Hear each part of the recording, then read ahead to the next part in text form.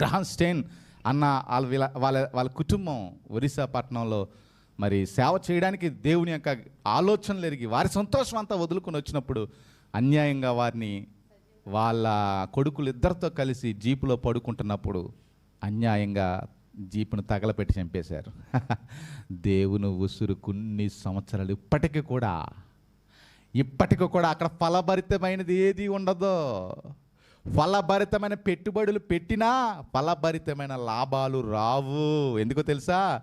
దేవుని ఉసురు తరతరాలు ఉంటుందండి. దేవుని ఉసురు యుగ యుగాలు ఉంటుందండి. మనిషి పోయేంత వరకు ఉంటుంది. మా అయితే 70, మహా అయితే 80. ఆడు ఇంకా గట్టిగా దాక్కుని బతికితే 100. వాడి బొంద అయిపోద్ది తర్వాత. కానీ దేవుడికి అంతం లేదండి. ఆయన నిన్న నేడు, ఆయన అల్ఫా ఓమేగా, ఆయన ఎల్లప్పుడూ ఉండేవాడు. ఆయన ఉసురు మంచిది కాదర్రా. ఆయన ఉసురు తగులింది కనుకనే నరకంలో అగ్ని ఆరదు, పురుగు చావదు. ఆయన ఉసురు అలాగ ఉంటుంది. దేవుని యొక్క ఉసురు ఎలాగ ఉంటుంది ఏంటంటే, పాస్కర్ మీరు అలా బడిపెట్టేస్తున్నారు. నేను భయపడతానమ్మా, వాక్యం చెప్తుంది. నేను భయపడతానంట బేటి. ఇంకా నేను భయపడితే నువ్వు చర్చికి రావు. మన చర్చిలో వాళ్ళందరూ అలాగే కదండి తగ్గిపోయారు.